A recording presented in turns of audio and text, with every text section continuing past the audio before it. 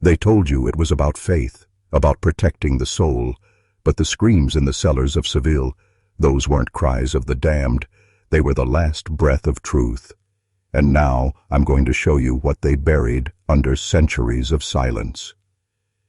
Before start this story, please like and subscribe to my channel, and don't forget to press the bell icon. The year was 1478. Spain, freshly unified under Ferdinand and Isabella, wanted purity, not just of bloodlines, but of belief. And so, they created a monster, the Tribunal of the Holy Office of the Inquisition, not a church, not a courtroom, something worse. A mechanism of control disguised as salvation. You were told it was about heresy, but behind the black robes and burning incense, there was something else, a blueprint. Psychological warfare before psychology had a name. Bureaucratic terror before fascism was a whisper. It began with suspicion, whispered reports. A neighbor who noticed you didn't kneel long enough at Mass. A merchant who claimed your wine didn't carry a blessing. And just like that, a sealed letter would appear in a tribunal's inbox. No signature, no defense. You would be taken, not arrested. Taken. The moment the door shut behind you, your name vanished from the world. You became a file, a liability, a soul to be corrected. But correction meant something different here. Silence, starvation, disorientation, sleep deprivation before Freud, water torture before Geneva. They called it toca, a rag forced into the mouth, water poured until your body screamed into paralysis. The condemned never drowned. They were made to believe they already had, and when they broke, they confessed things they didn't understand, in languages they didn't speak. And the irony? Most of them were Christians. Converted Jews, Muslims, even pious Catholics, anyone who didn't fit the mold of institutional purity. And while the flames of autos da fe danced through the public square, people cheered, not realizing the ritual wasn't for the soul, it was for the state. This was theater. This was power made visible. This was fear made permanent. And the church? They kept records, immaculate, cold, unrepentant records. Every scream, every name, every confession carved from terror. Thousands upon thousands, all justified in the name of God. But what if I told you that the Inquisition never ended, that the tools just changed, that the architecture of spiritual terror became the blueprint for modern psychological control, and that we're still inside the chamber?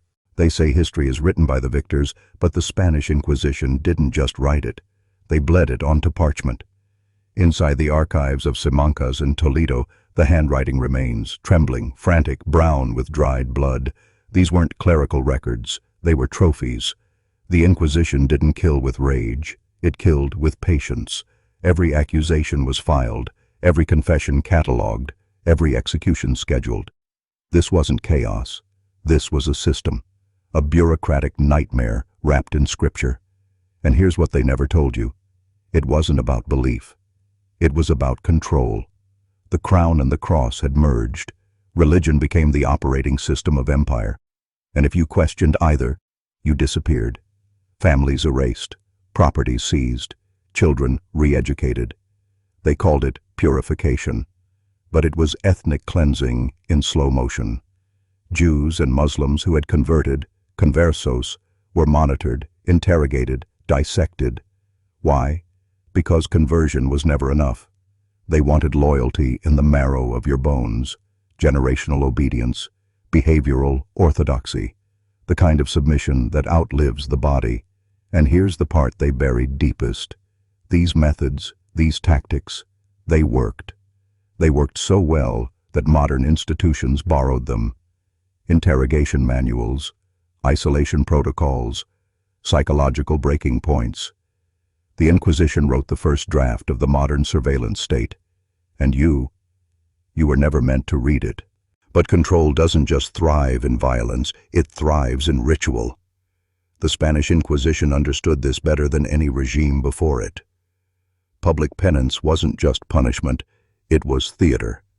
Men and women forced to march barefoot through the streets wearing sanbenitos, yellow tunics scrawled with flames and devils, their faces contorted in shame, their eyes hollowed out by sleepless nights and phantom confessions. These spectacles weren't for God, they were for the crowd, for the neighbor who watched and whispered, for the child who learned to fear the wrong question. The auto da fe, act of faith, was a psychological nuke. Thousands gathered in silence as bodies were paraded, prayers read, and then fire. Controlled, holy, state-sanctioned immolation. Smoke rose not as a warning, but as a lesson. Obedience or ash. And this was not isolated to one town or one decade. The Inquisition became a continent-wide franchise of fear. Lisbon, Lima, Mexico City. Wherever empire spread, so did the Tribunal. They followed gold, land, language, and they turned every cathedral into a court, every priest into a spy. Generations of families lived with the knowledge that a mistake wasn't just personal, it was hereditary. One wrong word could stain your bloodline. Your grandchildren could suffer because you forgot a prayer. This wasn't religion. This was a weapon dressed in robes, and the men who wielded it smiled as they whispered, "We do this to save your soul." But the true machinery of the Inquisition didn't run on fire. It ran on silence. Inside the cloisters and shadowed corridors, the most terrifying tool wasn't the rack or the Iron Maiden. It was the whisper. Denunciation became a civic duty. Children testified against parents. Friends betrayed friends over misheard prayers or forgotten holy days. And worse, they were rewarded for it. The Inquisition built a culture of informants, where paranoia was patriotic and secrecy was survival. Every citizen was a suspect, and every home a potential crime scene. Letters were intercepted, books were banned, dreams were dissected. They said it was about heresy, but it was about programming behavior. The inquisitors didn't want to stop thought. They wanted to guide it, shape it, brand it. They understood something chilling. If you control what people can say, you control what they can imagine. And so imagination itself became dangerous. Mystics were chained, philosophers silenced, scientists exiled. The printing press, that engine of enlightenment, was strangled by ecclesiastical red tape. Knowledge was filtered through fear, and over time, even the innocent began to pray, like the guilty. Entire generations forgot what freedom of thought felt like. And that was the goal. Not just to punish the heretic, but to erase the concept of heresy itself, to make obedience feel natural, to make fear feel holy. Yet beneath all the torture, flames, and whispered betrayals, there was one truth the Inquisition couldn't burn away. This wasn't about God, it was about control. The inquisitors cloaked their actions in scripture, but their goals were imperial. Control the mind, control the church, control the church, control the state. And Spain, rising into empire, needed unity, ideological purity. Heresy wasn't a spiritual threat, it was a political risk. Jews, Muslims, mystics, reformers, anyone who disrupted the illusion of singular Catholic truth had to be silenced or converted. But conversion was rarely sincere. It was coerced, watched, and endlessly questioned. The conversos, Jews forced to become Christians, were always suspect. The Moriscos, converted Muslims, were hunted long after their baptisms. They were told they belonged, then reminded daily they did not. Entire neighborhoods became prisons without walls. Families lived in constant fear that a gesture, a recipe, a candle lit at the wrong hour could be mistaken for a relapse into the old faith. And the Inquisition kept files, names, habits, birth records, secret rituals. It built a database of bloodlines and behavior long before modern surveillance. Spain didn't just want to cleanse the soul, it wanted to rewire the entire body politic. And so the Inquisition moved with the cold precision of a machine, always righteous, always watching, always hungry. By the turn of the 16th century, the Spanish Inquisition had perfected the machinery of psychological warfare. The goal wasn't simply to kill, it was to convert the soul into submission, to make the victim complicit in their own erasure. Torture chambers were designed with acoustics in mind. The screams echoed, not just within the stone walls, but deep in the minds of those who heard them. Trials were drawn out over months, sometimes years, not for justice, but for conditioning. Accused heretics were isolated in windowless cells, interrogated in rhythmic cycles designed to break memory and identity. Many forgot who they were before the questioning began. Some confessed to crimes they never understood, just to end the silence. Confession became currency, traded for bread, water, or a brief moment of sleep. And even the execution wasn't the climax. It was the theater. Public autos da fe were elaborate rituals where repentance was paraded and disobedience incinerated. Entire towns gathered to watch. Children sat on shoulders. Priests blessed the fire, and those flames didn't just burn flesh, they scorched belief. Survivors returned home not just terrified, but transformed. They whispered different prayers. They folded their hands more tightly. They told their children to forget what they saw, even as it rewired their blood. That was the true Inquisition, a slow, generational mutilation of will, disguised as faith. But fire was only the surface. The true inferno burned behind closed doors, in archives no peasant would ever see. What most forget, or were never allowed to know, is that the Spanish Inquisition wasn't merely a Catholic endeavor. It was a bureaucratic machine, sharpened by paper and ink, driven by royal ambition. Every accusation, every confession, every flicker of dissent was recorded in meticulous ledgers, stored in cathedral vaults, monasteries, and secret chambers beneath royal courts. These weren't spiritual documents. They were tools of domination. Bloodline charts tracked purity for generations. Limpieza de sangre, they called it. A quiet genocide of memory, using genealogy as a weapon. If a single Jewish or Muslim ancestor was found in your tree, you were marked. It didn't matter if you prayed, if you bled for Christ, or if your soul burned with guilt. You were impure, and impurity became a caste. It barred you from professions, from politics, from marriage, into clean families. It turned Spain into a racial autocracy under the guise of religion. And in the shadow of this, a new class of inquisitors arose, not robed priests, but scholars, scribes, and informants, people who understood that fear could be written. That control could come through classification. The modern surveillance state didn't begin with wiretaps or satellites. It began with men in candlelit rooms, writing the names of the condemned by the light of judgment, and sealing their futures with wax. And yet, for all its grandeur and cruelty, the Inquisition could not fully erase the resistance it sought to crush. In every village where tongues were cut and families burned, a whisper survived. In the hills of Aragon, in the stone alleys of Toledo, in the crypts beneath Seville, there were those who remembered. Marranos, crypto-Jews who lit Sabbath candles behind locked doors. Moriscos, former Muslims who kept silent prayers buried in soil under floorboards. Even some Christians, horrified by what their church had become, formed secret brotherhoods, passing banned books from hand to hand, hiding fugitives in monasteries, carving messages in chapel walls meant to be found by future eyes. These people knew that the Inquisition was not a shield of God, but a sword of power.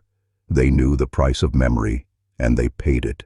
Every hidden ritual, every coded hymn, every smuggled manuscript was an act of defiance that outlived its persecutors. Centuries later, when historians unearthed these stories, they found not just pain, but pride, and something more. Proof that even in the darkest ages, truth has a pulse. It flickers, it hides, but it does not die. The Inquisition tried to make ghosts of these people, Instead, they became legends, written in the margins of the very history meant to destroy them. But even legends have limits, and in the heart of the Inquisition's dominion, Madrid, 1623, a new terror emerged: psychological conversion. Torture was no longer just physical, it became a science of the soul. Victims were isolated in pitch-black cells for weeks, denied language, stripped of identity, until their minds fractured. The Inquisition called it re-education. In reality, it was psychological demolition. Jesuit confessors trained in rhetoric and manipulation would visit the broken, not to offer salvation, but to replace belief with obedience. They planted doubts like seeds, then cultivated them with fear. A man could walk in a devout Jew or Moor and walk out professing Christ, not out of faith, but out of madness. Records from the royal prison in Cuenca speak of prisoners who confessed to crimes they never committed, not out of guilt, but desperation. Women who forgot their own names, children who pointed fingers at their parents just to be spared a second night in the rooms of reflection. Cold pits dug beneath monasteries where whispers echoed back distorted, as if hell itself had a voice. And when these people emerged, the Inquisition paraded them as proof of God's justice, smiling converts, bent but not bleeding, puppets wearing the mask of repentance. It wasn't salvation, it was soft execution, a death of the self, preserved in life, just long enough to terrify others into silence. In the year 1641, the Inquisition perfected what it called autos de fe, acts of faith, not just as punishment, but as public theater. These were not trials in the modern sense. They were orchestrated performances designed to break the will of entire populations. In plazas across Spain, vast wooden platforms were erected, draped with holy banners. Trumpets blared as the accused were marched forth, barefoot, shackled, wearing sanbenitos, robes of shame, painted with flames or devils. Priests read their sins aloud to crowds of thousands, while nobles and peasants alike watched in silence, some weeping, others cheering. Then came the climax, the sentence. For heretics who repented, it meant life in prison. For those who didn't, or those too broken to speak, it meant fire. The executions didn't happen instantly. The condemned were paraded through the streets first, often gagged, as children threw stones, and the faithful crossed themselves. At the stake, a priest would offer one final chance to confess. Most nodded, but few understood. Then the flames rose. But the real horror wasn't just the burning, it was the silence that followed. Families of the dead were often billed for the cost of the rope, the wood, and the spectacle itself. The Inquisition left no room for protest. It consumed the soul, the body, and finally the name. Even in death, the accused could not rest. Their ashes scattered, their homes seized, their histories rewritten. By 1662, the Inquisition's reach extended far beyond Spain's borders. It had become a ghost that haunted the New World. In Lima, Mexico City, Cartagena, wherever Spanish flags flew, so too did the banner of the Holy Office. But the Inquisition evolved. It no longer needed to burn bodies to instill terror. It burned records, language, culture. Indigenous writings were declared heretical. Entire libraries of pre-Columbian knowledge reduced to ash. Priests conducted examinations in native villages, asking questions in Spanish to people who spoke only Quechua or Nahuatl. When the answers didn't come, torture followed. Confusion was mistaken for rebellion. Entire communities were baptized at sword point, not out of salvation, but fear. But perhaps most insidious were the conversion schools. Children were taken from their parents, given Christian names, forbidden from speaking their native tongue, taught that their gods were demons and their ancestors, sinners. And when they returned, they did not recognize their own homes.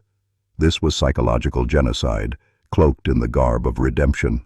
One account from 1670 recounts a village elder in Yucatan who walked into an Inquisition office carrying his people's last remaining codex. He offered it not in protest, but in surrender. He begged them to spare his grandchildren if he gave up the past. They burned the book anyway. The children were sent away, and the elder, too dangerous to remain, vanished. No trial, no grave, no name left behind. By 1684, the Inquisition had fully mastered the art of silence, not the silence of peace, but the silence of fear. Whispers replaced conversation. Families learned to speak in glances. Even inside their own homes, people no longer prayed aloud unless quoting scripture verbatim. Children were taught to report their parents. Husbands turned in wives. A minor disagreement over doctrine could lead to the dungeon. One wrong word, one misunderstood expression, and you were gone. And those dungeons, those weren't rumors. Beneath cities like Toledo, Seville, and Lisbon, entire underground chambers housed the broken.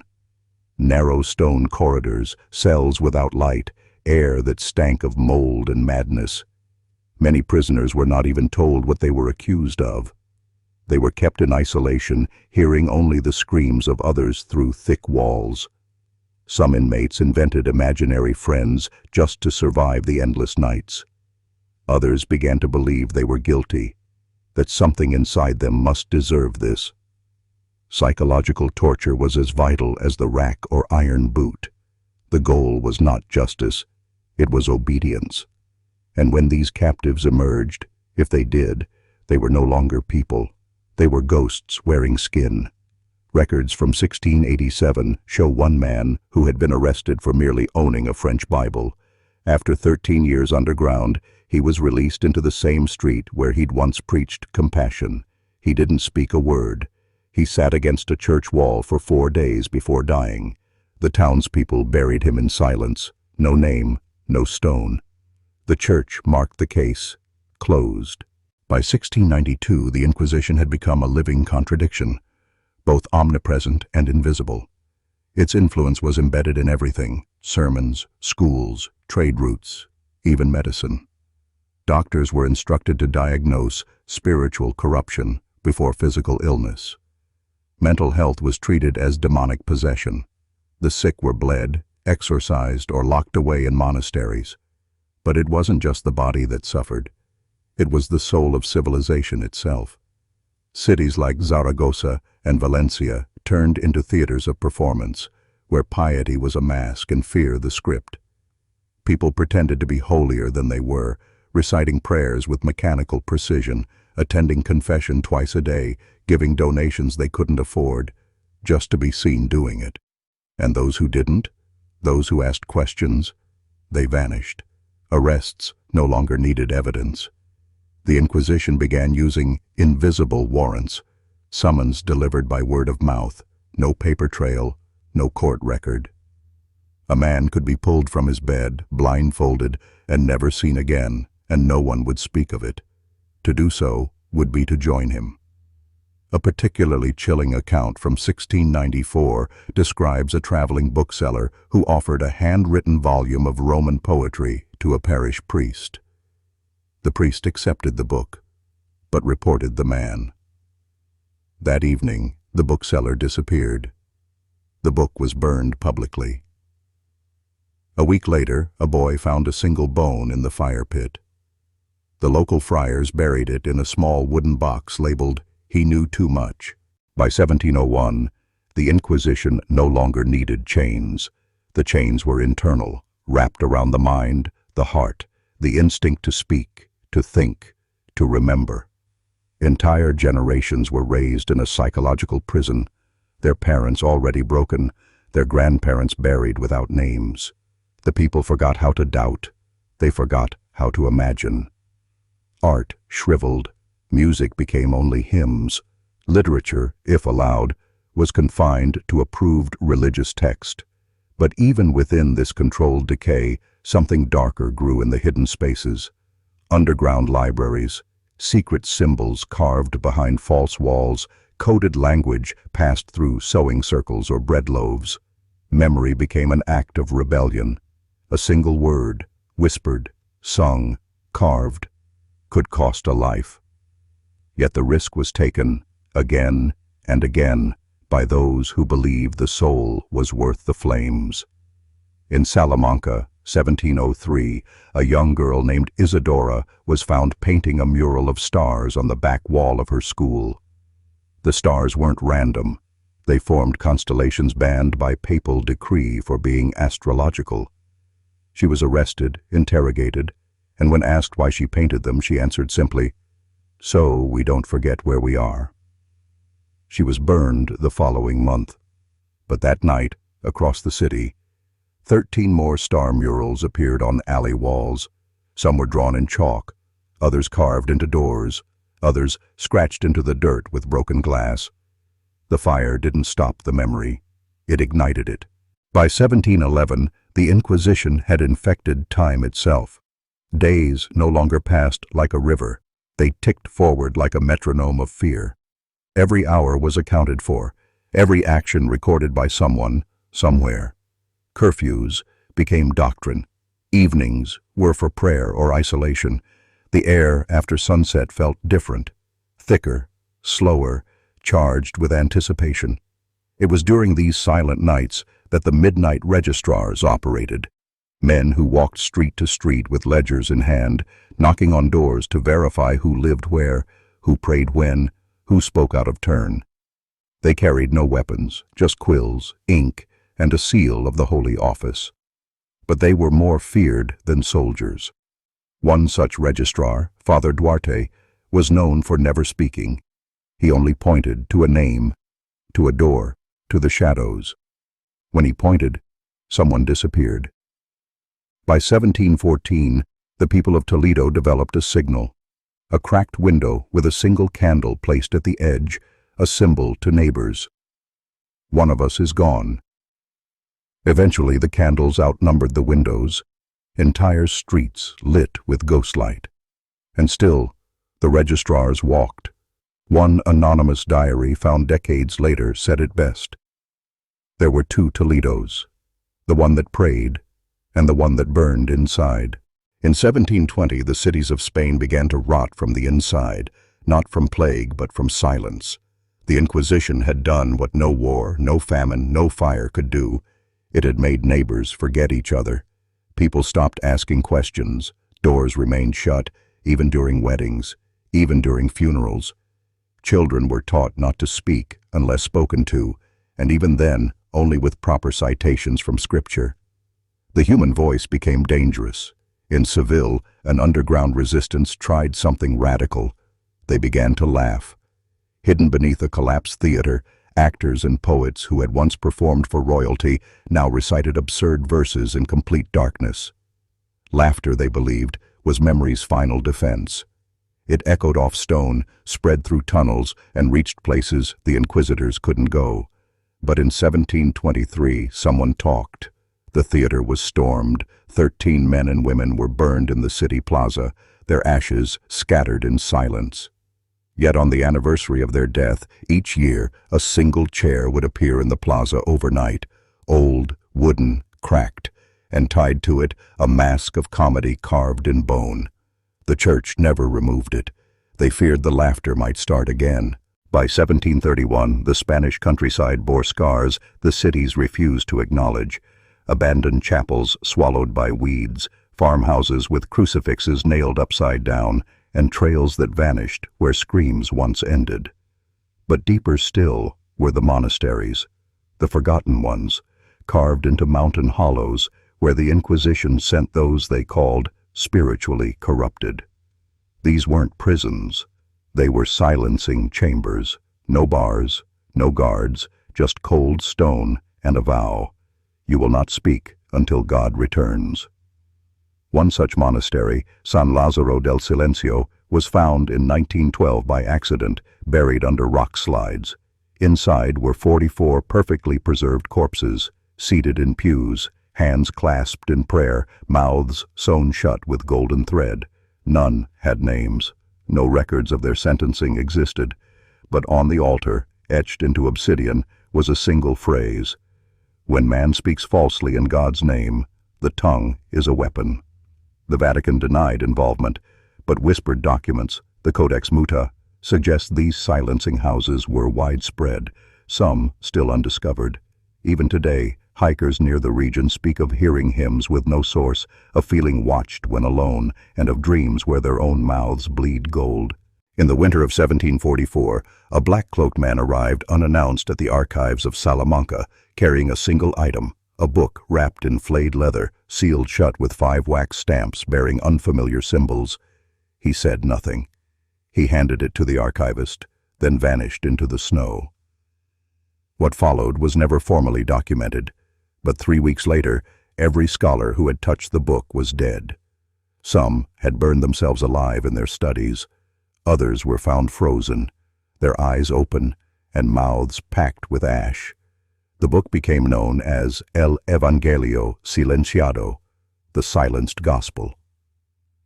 Written in a language no scholar could translate, and inked with what analysis later confirmed was human marrow, it was said to contain the prayers that never should have been spoken, the heretical utterances whispered by victims of the Inquisition as they died, curses so potent they had formed a new theology. The Church didn't burn it. Instead, they locked it beneath the Cathedral of Burgos, behind 3 altars and 7 locked gates. But witnesses claim every July 13th, the anniversary of the book's arrival, the cathedral bells toll 13 times at midnight, even when unplugged. No priest admits to hearing it. No bishop will speak of the book. But in the catacombs beneath Burgos, the locks grow colder with each passing year. By 1759, the Inquisition had begun to turn on itself. Whispers emerged from within the sacred congregation of the Index, those responsible for banning books, that certain texts were not merely forbidden, but protected. A hidden category, never recorded publicly, called Scriptura Daemonum, Scriptures of the Damned. These were books that did not deny God, but rewrote him. Texts said to have emerged during moments of extreme suffering, written not by hand, but by blood-stained breath on raw parchment. One such book, Litany of the Hollow Martyrs, surfaced in Toledo, discovered during the dismantling of a condemned convent. Its pages were stitched together using the hair of nuns who had starved themselves in forced silence. The ink was thick, congealed, iron-rich. A priest who attempted to translate it vomited insects for days until he died, choking on his own tongue. According to rare Vatican memos, the book describes rituals not meant for communion with God, but with the memory of what God erased. The convent's ruins were paved over by 1760, but construction workers still report bones surfacing after heavy rains, tiny finger bones arranged in the shape of Latin letters. Some still twitch when touched. In 1763, a peculiar edict was issued quietly from within the Holy Office in Rome, a directive not to destroy certain heretical sites, but to preserve them. One location was marked with only a code name, Hostia Tenebrarum, the host of darkness. It was a village chapel in Aragon, Spain, long abandoned, half sunken into the earth as if pulled down by the soil itself. Locals warned of mass faintings near the site and of animals found dead with twisted spines and ruptured eyes. When 3 Dominican friars were sent to investigate, only one returned. He'd gone blind, spoke only in reversed Latin, and scratched circles into his skin until he bled out a week later. The interior of the chapel, according to sealed transcripts, bore no altar. Instead, it housed a single black mirror where the crucifix should have hung. The mirror never reflected the viewer, only what was behind them. And sometimes, according to notes by the last visitor, it showed things that had not yet occurred. The church did not demolish the chapel. They built a bell tower above it, sealed its base in lead, and stationed 2 monks there indefinitely, who were never allowed to leave or speak. By 1772, the Spanish Inquisition's obsession had shifted from rooting out heresy to containing what it had unearthed. One of the darkest containment cases centered on a monastery in Girona, which reportedly housed a relic called La Lengua del Silencio, the tongue of silence. It wasn't a metaphor. It was a preserved, severed human tongue nailed into a copper box, wrapped in 14 layers of blood-soaked linen. According to the sealed monastery records, the artifact was retrieved from the throat of a young girl in Córdoba who had never spoken a word in her life, but was found humming chants that no priest recognized and no record of language could decipher. Her autopsy revealed not one, but 2 tongues. One ordinary, the other grotesquely long, blackened and stitched in with silk thread. The monks of Girona began hearing voices in their sleep, always in the same chant. Within months, half the order had either gouged out their own tongues or vanished entirely. The Inquisition's final report recommended the site be entombed in silence. The monastery's bell tower was demolished, the windows bricked, and the relic sealed behind a newly constructed wall bearing no markings, only a single hole wide enough to whisper through. For 2 centuries, every monk assigned to the rebuilt site reportedly went mad within 5 years. The Inquisition's grip reached not only across continents, but across generations. By the late 18th century, it wasn't just individual heretics they hunted, it was lineages. One such cursed family bore the name Valerio. Once advisors to the Aragonese court, the Valerios were excommunicated when inquisitors discovered unclean correspondence in their family's private archive, diaries, sketches, and musical notations that referred to the second mouth, a term the Inquisition banned from all official texts. What was the second mouth? It was said to be a deformity carried by the Valerio bloodline, a small, toothless opening at the base of the neck, hidden beneath the clavicle, which whispered nonsense at night. Infants born with it were kept hidden. But a secret record, found deep in the catacombs beneath Seville, described an inquisitor named Father Ortiga who dissected 3 Valerio children. He wrote, "Their second mouths pulsed when Gregorian hymns were sung, and when pressed gently, exhaled warm air scented with rosemary and rot." The Valerios were purged. Every trace of them, paintings, tombs, records, burned. Their mansion was converted into a silent convent where no nun was permitted to speak above a whisper. Yet even now, locals report that the walls of the abandoned estate hum faintly on stormy nights, not with wind, but with breath. Silence was not just a weapon of fear, it was a doctrine of control. One of the least known but most chilling branches of the Spanish Inquisition was the Order of the Still Veil, a sect of monastic enforcers stationed deep within the Pyrenees. Unlike traditional inquisitors, the Still Veil never spoke. Their mouths were permanently sewn shut with consecrated silver wire, and their vows of silence were enforced by brutal ritual. Every night, they gathered beneath a crucifix made of charred bone to perform a prayer that required only breath, not words. Their duty: to listen for the unclean syllables whispered by the damned. Captives were not interrogated, they were watched. Placed in cold stone rooms with walls thinner than paper, prisoners were monitored night and day for any utterance of forbidden phrases, especially during sleep. One infamous account tells of a heretic priest who murmured the word Soladiel in his dreams, a name erased from church records centuries before. By dawn, his body was nailed upside down to the chapel's ceiling, his tongue missing, his eyes burned black. Who carried out the punishment? No one ever saw the still veil move. They simply appeared. They did not walk. They emerged from shadows like breath condensing in cold air. And when their work was done, the only sound left behind was weeping, and the sound of wire tightening through raw skin. As the Inquisition entered its most fevered century, a single building came to embody its unholy convergence of law, theology, and madness: La Casa Silenciosa, the Silent House. Located in the outskirts of Zaragoza, this sprawling fortress manse was designed not for confinement, but for sensory deprivation and psychological collapse. Victims were brought in not screaming, but blindfolded and gagged, then led down 7 levels underground, each floor dimmer and quieter than the last. At the heart of the structure was a chamber known only as the womb. No chains, no fires, no blades, only a chair. And the chair faced a mirror.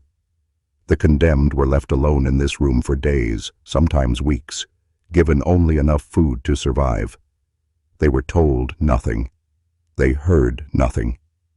But always, the mirror reflected something not quite right.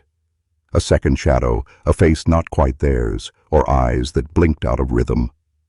Dozens emerged from the womb, no longer sane. One man recited the same 6 words for the remainder of his life. I was not the first there. Another gouged out his eyes and wrote confessions in blood, though he had never been accused. The priests who operated La Casa Silenciosa claimed it removed the need for pain, but others believed it was something else entirely. A chamber meant not to extract truth, but to replace it with something darker. From within the suffocating silence of La Casa Silenciosa emerged a rumor that spread across Spain like a sickness, one that did not involve torture devices or inquisitorial chambers, but dreams.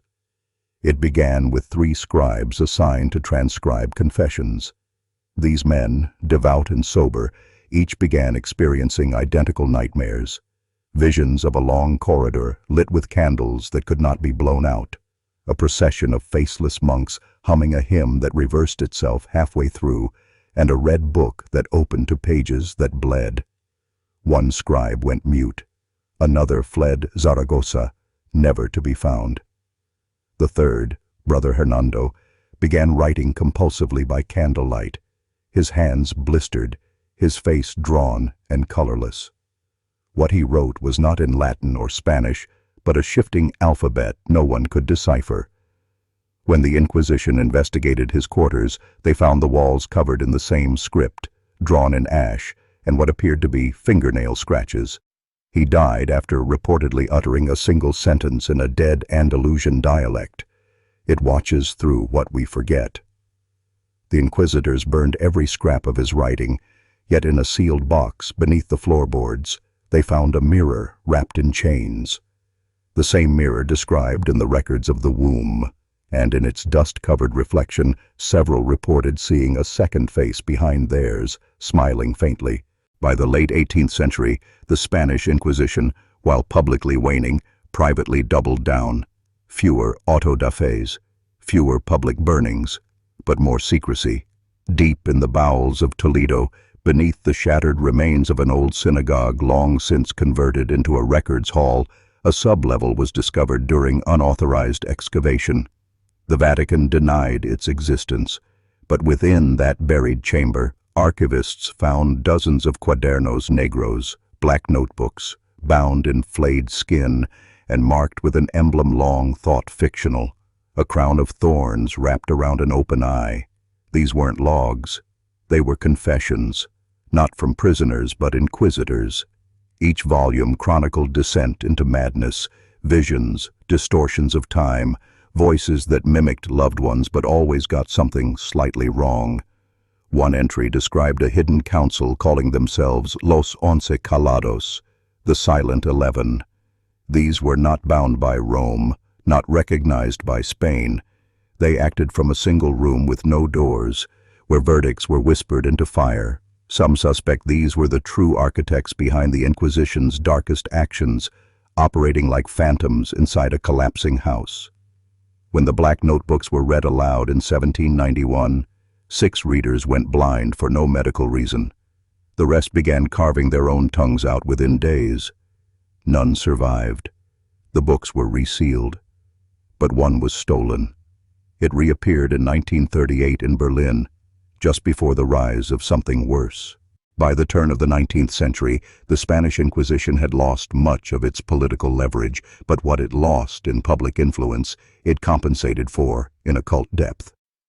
With Napoleon's forces destabilizing Spain and the Enlightenment chipping away at faith supremacy, a rogue sect within the Inquisition took its operations fully underground, both figuratively and literally.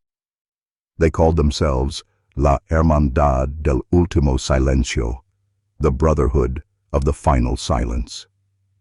These inquisitors no longer judged for heresy against Scripture, but for deviations from an unwritten law, something they claimed had been revealed beneath Montserrat Monastery in a moment of non-human clarity. Witnesses spoke of members who had sewn their mouths shut, believing the human tongue to be the doorway for demonic mimicry. They interrogated without words, only gestures, glyphs drawn in soot, and rooms that warped sound itself.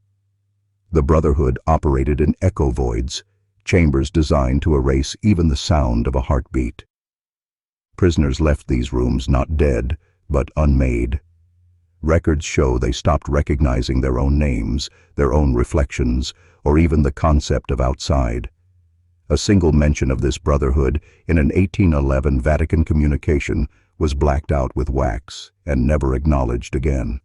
But in 1974, a French spelunker vanished beneath Montserrat, only to reappear weeks later, eyes burned shut, and whispering in 16th-century Castilian, "They still listen beneath the quiet." As Spain lurched into the 20th century, a final silence began to fall over the remnants of the Inquisition. Officially, the Tribunal was abolished in 1834, but no purge of its archives occurred, no grand disclosure. Instead, entire cellars beneath Madrid, Seville, and Zaragoza were simply sealed. Those who had worked for the Inquisition were not tried or punished. They were transferred into obscure positions within religious seminaries, police bureaus, and psychiatric hospitals. What remained was not just history, it was influence. During the Spanish Civil War, mysterious black ledgers surfaced in both nationalist and Republican circles. These books, written in a code that only inquisitorial scribes could decipher, seemed to predict troop movements, political assassinations, and ideological betrayals before they occurred. More chilling were the references to keys of authority, said to be held in reliquaries, bone boxes, or embedded within paintings in old cathedrals. These keys weren't physical, they were mnemonic triggers, able to unlock loyalty or madness depending on how the recipient had been conditioned.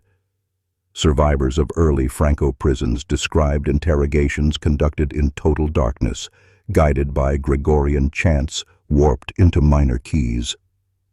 It wasn't torture in the classical sense, it was inversion.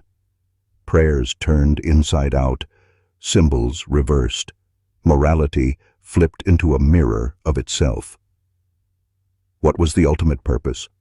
Power, yes, but also erasure. The Inquisition may have died in name, but its tools, psychological fragmentation, spiritual inversion, and historical silence, were absorbed into the machinery of modern control. Spain didn't bury the Inquisition. It wore it like a second skin.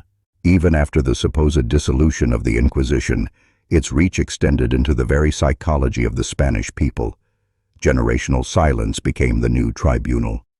Families whispered of ancestors who disappeared, of rooms that were never entered, and of names that, if spoken aloud, would bring ruin.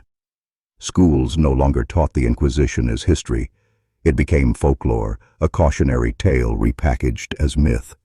But hidden within monasteries and cloisters were volumes labeled Testamenta Obscura. Black books bound in human skin, written not in Latin or Castilian, but in a cipher older than either.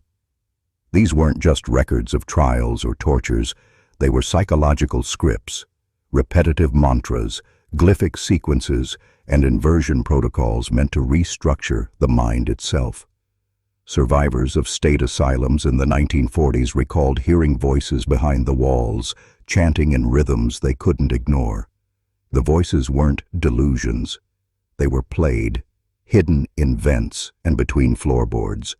Priests who had trained under Jesuit orders spoke cryptically of the final evolution of confession, a method by which one could be made to remember crimes they never committed or forget truths they once screamed. And at the heart of it all stood an artifact, only spoken of in code, the chair of contrition. Said to be made of blackened oak and stained with the blood of 888 souls, it was not for sitting, but for receiving. A subject restrained in its grasp, would experience life backward from death to birth, each mistake relived, each betrayal sharpened until the psyche cracked. The church never denied its existence. They simply said it was never used recently. With time, the chair was lost or hidden, or perhaps absorbed into another form, a quieter shape. But its legend outlived the fires of heresy. It became the skeleton key to understanding how faith had been weaponized into control. The chair of contrition was never destroyed. It was relocated, absorbed into the subterranean crypt beneath the church of San Vicente Martyr in Avila, disguised as an altar base beneath a now decommissioned chapel. When renovations began in 1972, the workers reported strange effects: time dilation, untraceable voices, and dreams shared among them involving smoke-filled trials and faceless accusers. A young seminarian who attempted to remove one of the marble slabs anchoring the altar was later found catatonic, his fingers crushed and locked in a grip resembling the iconography of medieval penance. The church sealed the chapel the next morning. From that day forward, something began radiating. Locals complained of hearing confessionals whisper at night, dogs refused to enter the courtyard, and children described playing with a backward man who asked them to recite their sins in reverse. In 1994, an anonymous letter surfaced, written in mirror Latin, stating that a relic of cognitive rupture had awakened and required re-silencing. The Vatican responded not with denial, but with reinforcements. Jesuit archivists, accompanied by members of the Congregation for the Doctrine of the Faith, arrived without press and sealed the area with lead-lined vaults, claiming preservation of structural heritage. But some footage, leaked from a maintenance camera before its destruction, showed what appeared to be a man walking in reverse, barefoot, eyes open, whispering prayers backward and bleeding from the ears. Audio from the footage was unrecoverable. Each attempt to play it resulted in immediate static, followed by digital corruption. The chair, if it was indeed beneath that stone, had evolved, no longer just an object of torture. It was now a conscious archive, an entity bound to memory, feeding on forgotten guilt. And it wasn't just contained in Avila anymore. Those who had seen it, and dreams began drawing it. From Mexico City to Naples to Pittsburgh, identical sketches began appearing, mailed anonymously to former inquisitorial strongholds. They carried no messages, only a single mark: an eye stabbed with a quill. The silence around the chair was not born of ignorance, but of ritualized memory erasure. By the early 2000s, a handful of survivors, archivists, descendants of inquisitors, and forbidden historians, had begun connecting the scattered clues: wood, not native to Europe, red chalk used in testimony signatures that glowed under UV light, and clerical records overwritten multiple times with slightly shifting narratives. These weren't simple cover-ups. They were engineered memory fractures. One Jesuit defector claimed in a private interview that the chair didn't just torture, it reformatted. Victims didn't forget out of trauma. They forgot because their entire semantic framework had been rewritten.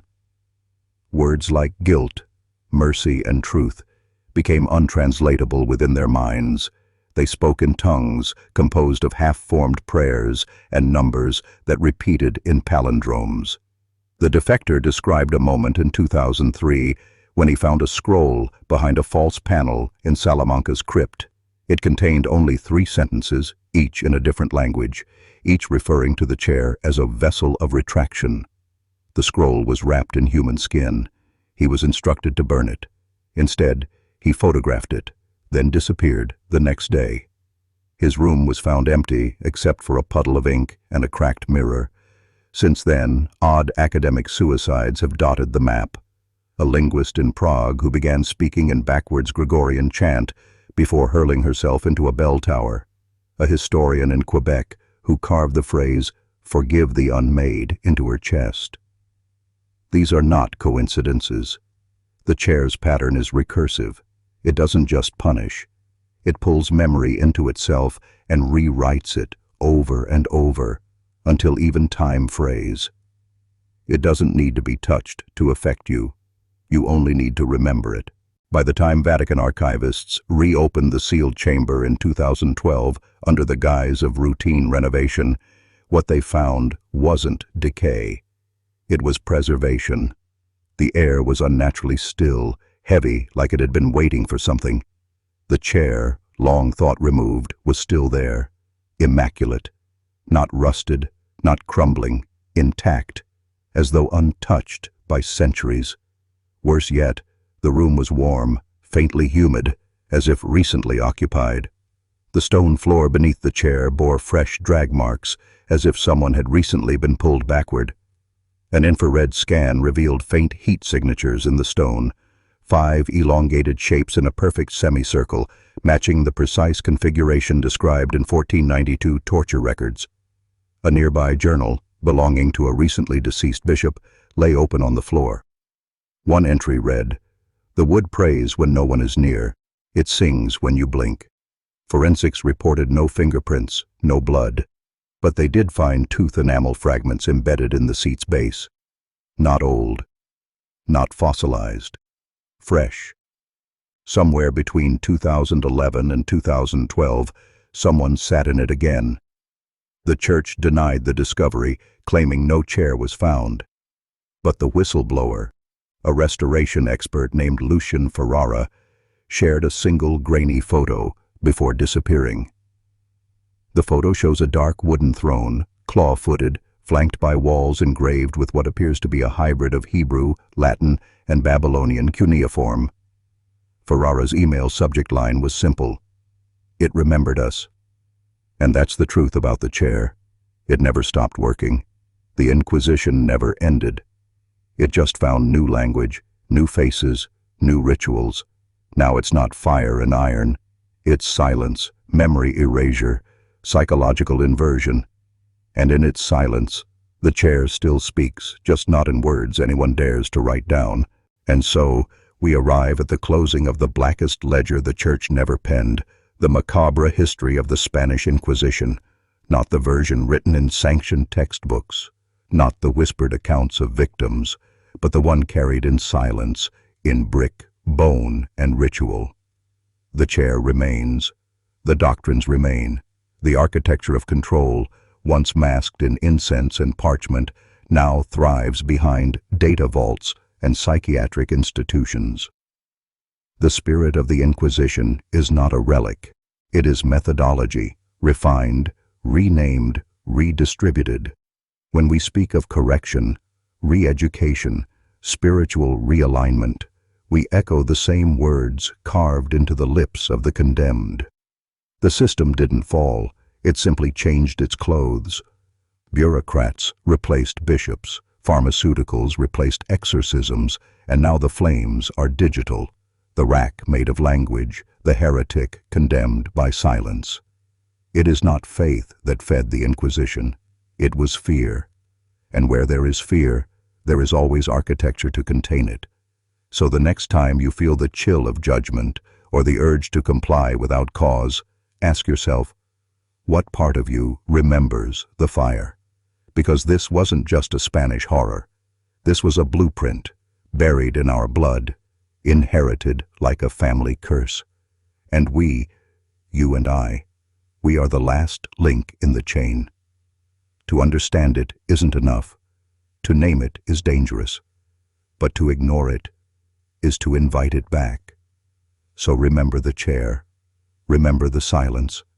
Remember what the church could not burn. Memory. Because the true horror of the Inquisition is not what they did. It's how easily it can be done again.